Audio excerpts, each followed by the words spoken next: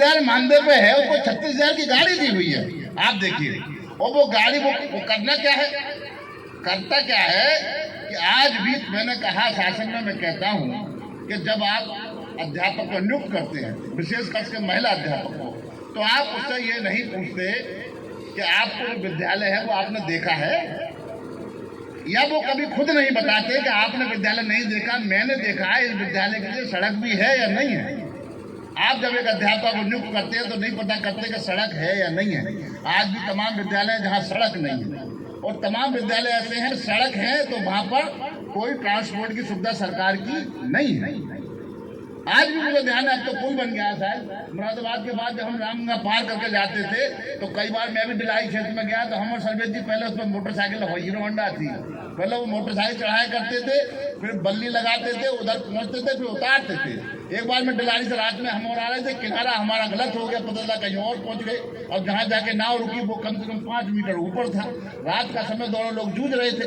तो ये परिस्थितियां हैं कि सड़क नहीं है, ट्रांसपोर्ट नहीं है, और आपने वहां निरीक्षण करने वाले को दे दी गाड़ी, और टीचर अपनी बेचारी महिला स्कूटी से जा रही है, पुरुष मोटरसाइकिल से जा रहा है, तमाम कैब लोगों ने कर लिया है, टैक्सी कर ली है, कोई बुग्गी से जा रहा है, कोई डग्गा मारी से जा रहा है। आप नहीं पूछ रहे हैं कि 100 किलोमीटर दूर हमने आपको पोस्ट किया है, आपको सरकार ने वहां यातायात की सुविधा नहीं दी है, आप कैसे जाते हैं, ये पक्ष आप नहीं देख रहे हैं। आपने उसको निरीक्षण करने वाले को सरकारी गाड़ी दे दी है, वो सुबह ही गाड़ी में बैठता है, ड्राइवर बैठता है, तेल सरकारी, प्लस आपके बीच एक दलाल उसे बताता है कि आज शिकार वहां मिलेगा, वो सुबह ही पहुंच जाता है। अरे उसने निरीक्षण किया, 7 दिन उसी विद्यालय में उसकी ड्यूटी लगा दी जाए, 7 दिन उसी विद्यालय में ड्यूटी लगे उसकी, कि तुमको इसी सरकारी गाड़ी से 7 दिन उस टाइम पर पहुंचना, देखे पहुंच के दिखा दे, वो नहीं पहुंच सकता। लेकिन हमको आपको अभी ऑर्डर आ गया, फेस रिकॉग्नाइजेशन वाली अटेंडेंस देनी है, टाइम पर देनी है। इस देश में ट्रेन लेट हो रही है, जिस ट्रेन को चलने के लिए जो रोड ट्रैफिक है वो ब्लॉक कर दिया जाता है, रोका जाता है, फाटक आता है, कितना VIP को ट्रेन निकल रही है, फाटक बंद होगा, ट्रेन के जाने के लिए लाइन अलग है, उसको कोई अवरोध नहीं है, वो ट्रेन लेट हो सकती है। हवाई जहाज जो हवा में चलता है वो लेट हो सकता है, फ्लाइट 2 घंटे 3 घंटे लेट हो सकती है। देश के प्रदेश के बड़े बड़े मुखिया उनके कार्यक्रम लेट हो सकते हैं, लेकिन टीचर एक ऐसा प्राणी है जो रोज 9 बजे जाकर उपस्थित हो जाएगा। वो रोबोट है या शिक्षक है, क्या है यार? ये परिस्थितियां आपके और हमारे सामने क्रिएट की जा रही हैं। जब विरोध किया जाता है तो कह दिया जाता है नहीं, शिक्षकों को कोई परेशानी नहीं है, संगठन के लोगों को परेशानी है। क्या आप सहमत हैं? ये जो उपस्थिति लाई जाने का प्रयास हो रहा है, क्या आप स्वीकार करते हैं? कितने लोग इस बात से असहमत हैं? हाथ उठाइए। यही जब प्रमुख सचिव की बैठक हो रही थी तो उस समय के जो महानिदेशक थे उन्होंने कहा था, शर्मा जी आप अपनी बात कहते हैं लेकिन मैं तो शिक्षकों के डायरेक्ट टच में रहता हूं और शिक्षकों को कोई परेशानी नहीं है। तभी जब 6 जनपद में आया, लखनऊ मंडल के 6 जिले प्लस एक देवीपाटन मंडल का श्रावस्ती 7 जिलों में लागू किया, तो मैंने वहां के संगठन के लोगों को यही निर्देश दिया कि BRC पर एक रजिस्टर रख दीजिए 3 दिन तक, और वहाँ के शिक्षकों को बुलाइए, उनसे पूछिए कि आप जो ऑनलाइन अटेंडेंस की प्रक्रिया आई है, आप इससे पहले सहमत का रखिए कॉलम, बाद में असहमत का रखिए, और इस पर साइन कराइए।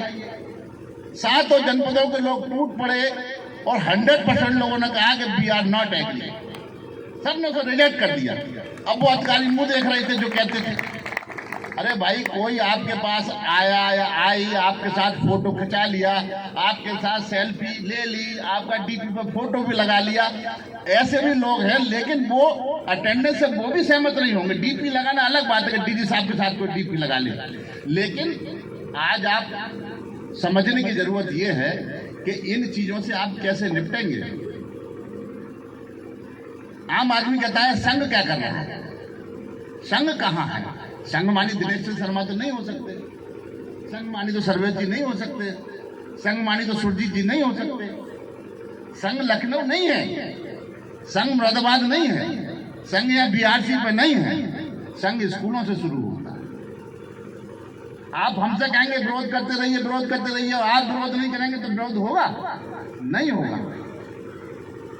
अब ये गेंद आपके पाले में है, नेतृत्व का काम है आपकी जो समस्याएं आई हैं उनको सुनना, उनको लिपिबद्ध करना, लिखना और सरकार के सामने रखना, और जब बात हो तो बड़ी मजबूती के साथ अपनी बात को रखना। वो काम हम कर रहे हैं, लेकिन आपको भी सोचना होगा कि हम क्या कर रहे हैं। क्या हम संगठन के आह्वान पर खड़े हैं? आज हम देखते हैं शिक्षक सारे काम अपने मन के करते हैं। शिक्षक को एमएलए अपने मन का चाहिए, एमपी अपने मन का चाहिए, राजनीतिक दल का मुख्यमंत्री अपने मन का चाहिए, प्रधानमंत्री अपने मन का चाहिए, सब कुछ अपने मन का चाहिए। मन आएगा, संगठन का कोई व्यक्ति दिया गया तो उसे चंदा दे दिया, नहीं आया तो नहीं दिया, मर्जी हुई तो कार्यक्रम में आ गए, नहीं मर्जी हुई नहीं आए। ये परिस्थितियां हैं। और जब सारे काम आप मन के करते हैं और जब आपके शोषण और उत्पीड़न का कोई फरमान आता है तो आप कोसते हैं संगठन को कि संगठन क्या कर रहा है। इस पर भी आपको मनन चिंतन की आवश्यकता है, क्योंकि आज वो दौर खत्म हो गया। धर्मेंद्र प्रताप सिंह बैठे हैं, सर्वेश जी बैठे हैं। सन 96 में हम लोगों ने एक धरना दिया डांग स्कूल में, और उस समय ख्यालीराम शास्त्री जी जिंदा थे, नेता। उन्होंने देखा लड़के 2 दिन से धरने पर बैठे हैं, तो वो चल करके आए। उन्होंने कहा यार अभी मैं जिंदा हूँ, आप लोग धरना काहे दे रहे हैं। हमने कहा ये मैडम है सुधा पंत, ये सुनती नहीं है बीए से। उन्होंने कहा मैं सुनवाऊंगा। उन्होंने उस समय फोन नहीं थे, अपने पीएनटी जाकर के जिस प्रकार से हो सकता है उन्हें बुलाया हो, उनसे वार्ता की और कहा कि शर्म आनी चाहिए कि 3 दिन से 4 दिन से ये 100-150 लड़के यहाँ धरने पर बैठे, आप सुन नहीं रहेंगे। तो एक समय नेताओं का ये करेक्टर था, राजनीतिक दलों का ये करेक्टर था कि अगर कोई धरना लगता था तो उनको आंदोलन होता था तो उनको शर्म आती थी कि ऐसा क्यों हो रहा है। आज ये करेक्टर नहीं है। आज आप बिलारी में धरना दीजिए, लखनऊ में धरना दीजिए, 1 लाख 2 लाख की रैली करिए, उन पर कोई फर्क पड़ने वाला नहीं है। आज उनका आकलन ये है कि ये जो भीड़ आई है, इस भीड़ से हमको कोई वोट का नुकसान होगा या नहीं होगा। तो उसके लिए उन्होंने बहुत अच्छा शोध कर लिया है। राजनीतिक दलों के लोग, सारे दल जितने राजनीतिक दल हैं जो उत्तर प्रदेश के हैं, मैं सभी दलों के लोगों से मिलता हूँ, बात होती है। आज उनका नजरिया ये है कि दिनेश जी आप इनको पुरानी पेंशन के नाम पर, किसी और इशू पर आप 1 लाख 2 लाख 3 लाख को बुला कर रैली तो कर सकते हैं, धरना तो दे सकते हैं, लेकिन आप वोट डाइवर्ट नहीं कर सकते। ये जब हमको पता है कि जब वोट का समय आएगा तो ना इनका मुद्दा पुरानी पेंशन होगा, ना फेस रिकॉग्नाइजेशन होगा, ना वेतन होगा, ना भत्ते होंगे, ना प्रमोशन होगा, ना ट्रांसफर होगा।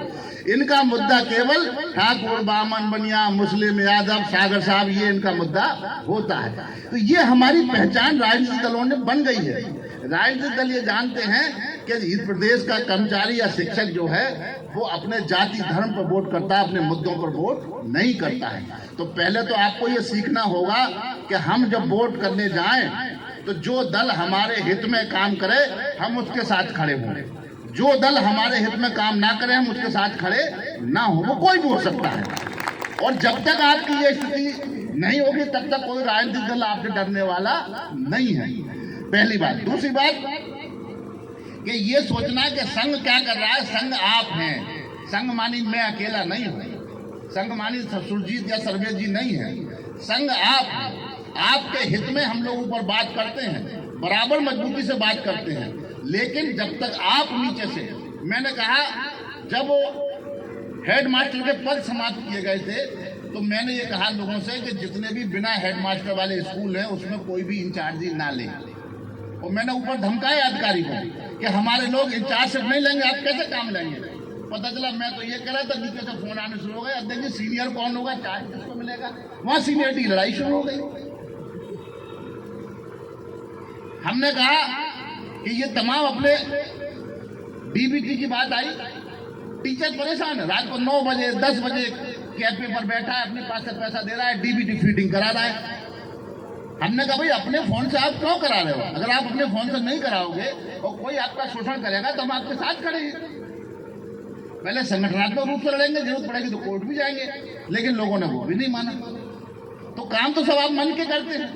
आज उसी प्रकार में फिर कह रहा हूँ, आज जो व्यवस्था आपको लाई जा रही है, मैंने ऊपर भी कहा कि लखनऊ में जितने मोस्टली जो कार्यालय हैं लखनऊ के भी नहीं, और भी जो कर्मचारी वर्ग हैं उनके कार्यालय 90% कार्यालय अर्बन में है, नगर क्षेत्र में है।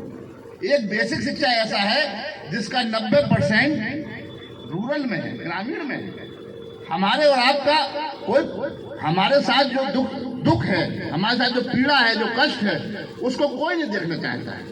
लेकिन जो अर्बन में है, जिनको सरकारी गाड़ी है साहब के पास में, जिनके पास ड्राइवर है, तेल है, अर्दली है, उनका जो कार्यालय है वो सुबह 9 बजे से शाम के 6 बजे तक है, क्योंकि 5 डे इन वीक है।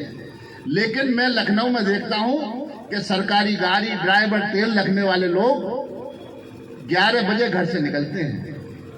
अभी किसी जिले के बीएसए का कार्यालय चेक कर लीजिए आप, बीएसए साहब हो सकता है 75 में 10 ही हों जो टाइम पे पहुंचते हों, कार्यालय नहीं पहुंचते हैं। लेकिन आप जिसके जाने के लिए ना रोड है, ना वाहन है, ना कोई प्रॉपर व्यवस्था है ट्रांसपोर्ट की, आपसे कहा जा रहा है कि आप टैबलेट में जो है ऑनलाइन उपस्थिति दीजिए। अभी कोहरा आ रहा है, कोहरे में आपका स्कूल अगर 10 किलोमीटर दूर है तो आप आधे घंटे पहले निकलते हैं। अब जब कोहरा आएगा तो आप कोई गारंटी लेगा कि आप आधे घंटे में पहुंच जाएंगे?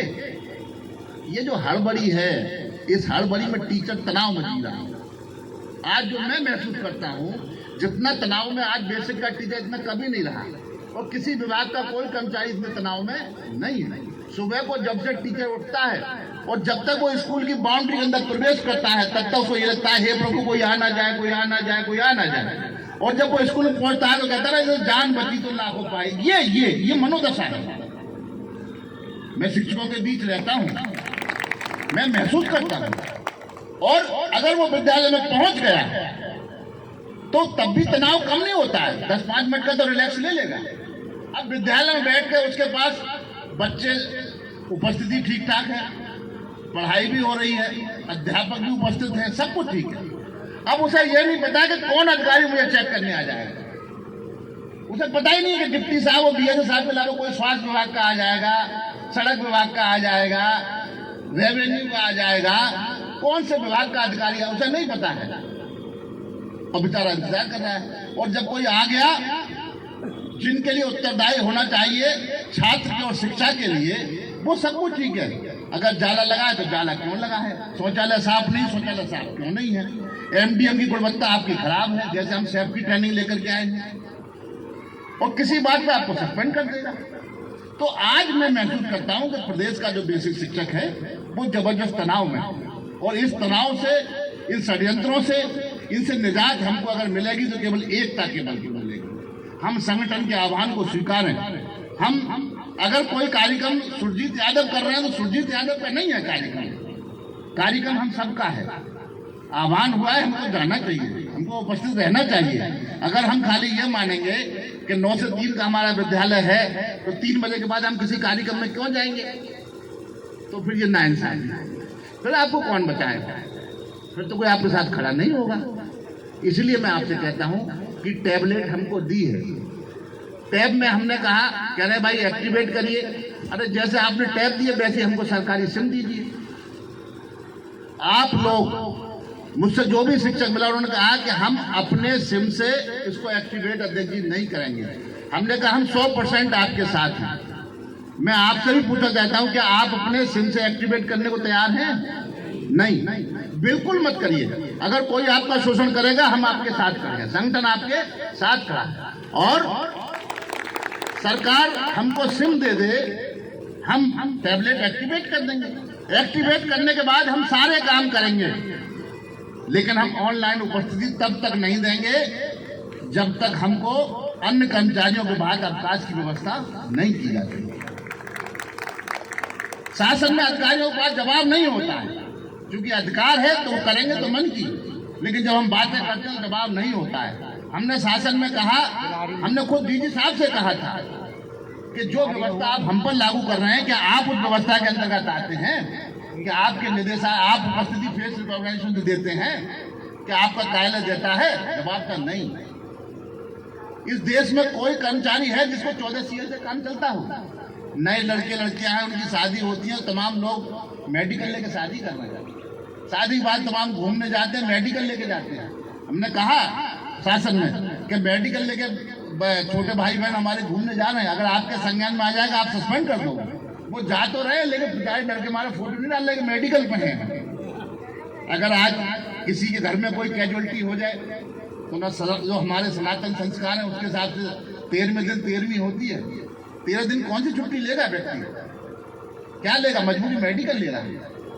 हमने कहा कि ठीक है, आप हमको कहते हैं कि आप ग्रीष्म अवकाश या शीत अवकाश, तो ग्रीष्म अवकाश शीत अवकाश हमने तो नहीं मांगा है। आपने कहा ग्रीष्म अवकाश होगा भाई 20 मई से लेकर 14 जून तक होगा, हमको जरूरत ही नहीं है उस समय, आपने हमको दे दिया। हमको जरूरत है फरवरी में, अब हम क्या लेंगे।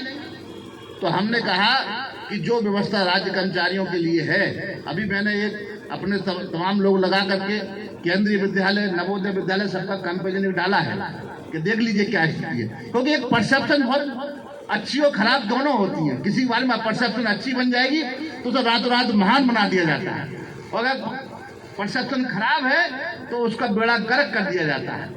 तो छुट्टियों को लेकर जो परसेप्शन बेसिक शिक्षक के खिलाफ बनाई गई है उसको तोड़ना जरूरी है।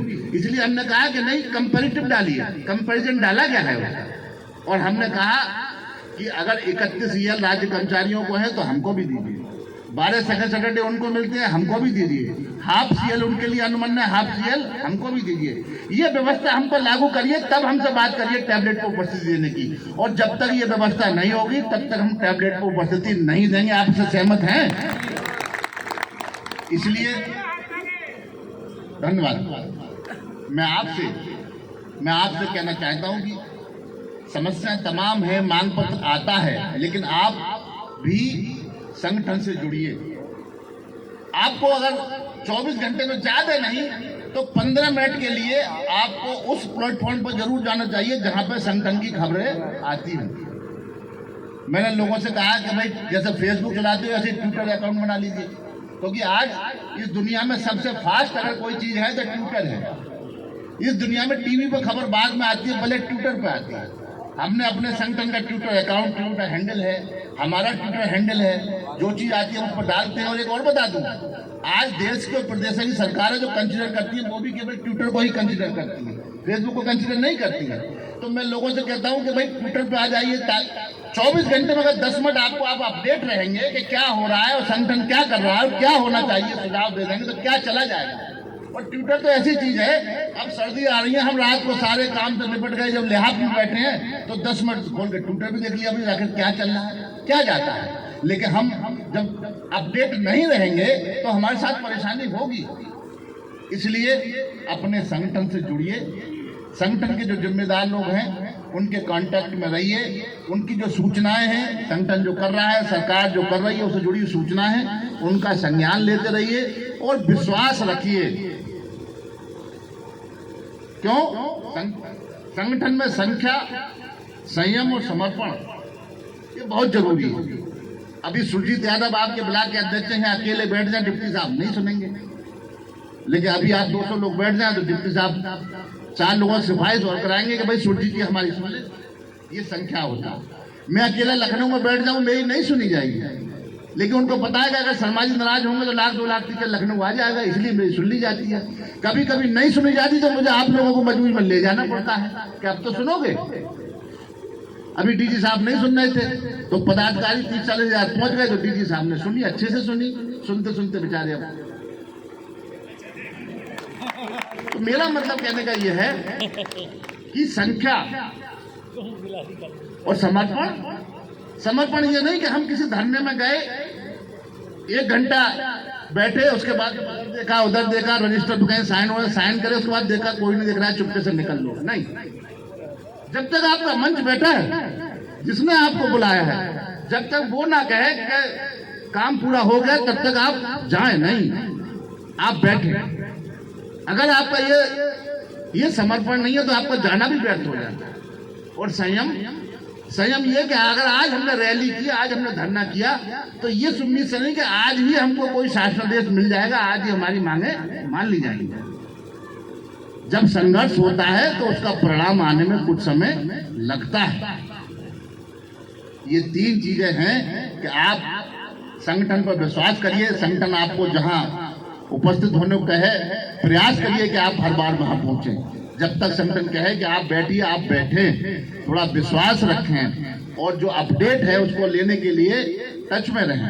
अभी यहाँ इतने लोग बैठे हैं, ट्विटर पर कितने लोग हैं जो हाथ उठाएंगे? देखिए 10% लोग भी नहीं है। मेरा आपसे करबद्ध प्रार्थना है हाथ जोड़ करके कि जैसे आप फेसबुक चलाते हैं, व्हाट्सएप चलाते हैं, ऐसे आज ट्विटर डाउनलोड कर लीजिए। ट्विटर से आपको जानकारी मिलेगी और आपको पता चलेगा कि क्या क्या चल रहा है, सरकार कौन सी नीति हम पर लागू करना चाहती है, उन नीतियों के बारे में संगठन का विचार क्या है, संगठन क्या कर रहा है और हमसे क्या सहयोग चाहता है, ये आपको ट्विटर से देखने को मिलेगा।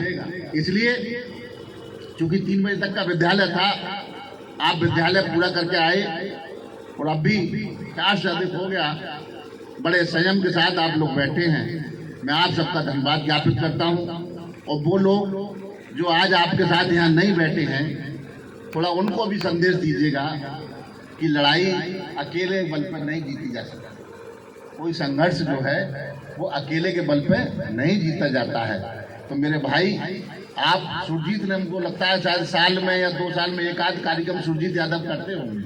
अगर सुरजीत यादव ने कोई कार्यक्रम किया है तो साल 2 साल में अगर आप संगठन के लिए 1 दिन का समय नहीं दे सकते तो आपसे संगठन से क्या उम्मीद रखें। इसलिए आप सबका अपना बहुत बहुत धन्यवाद और इन आशा और विश्वास के साथ कि अपने हितों के लिए एकजुट रहेंगे, संगठन पर विश्वास करेंगे और जहां आवश्यकता होगी संगठन के साथ खड़े रहेंगे। आप सबका बहुत बहुत धन्यवाद। भाई जो है सुरजीत यादव जी, जिन्होंने, उनकी पूरी टीम ने ये केवल एक दिन का समय मिलने पर इतना शानदार कार्यक्रम आयोजन किया। मैं आप सबका बहुत बहुत धन्यवाद, आभार व्यक्त करते हुए अपनी वाणी विराम देता हूँ। धन्यवाद। जय हिंद, जय श्री। स्वागत करें श्री रोहित मिश्रा जी से निवेदन करूंगा बुके देकर प्रदेश अध्यक्ष महोदय का स्वागत करें, बुके देकर के। श्री रोहित मिश्रा जी ब्लॉक मंत्री। शॉल के लिए मैं निमंत्रित करूंगा श्री यतीश चंद्रा जी को, वरिष्ठ उपाध्यक्ष हमारे ब्लॉक के श्री नीरज शर्मा जी को, हमारे उपाध्यक्ष महोदय, श्री मोबाइल सुनीत अग्रवाल जी, अगर मैं देख पा रहा हूं आपको, श्री सतपाल चौधरी जी अध्यक्ष ब्लॉक अध्यक्ष। सभी लोग तालियां बजाते रहे प्लीज।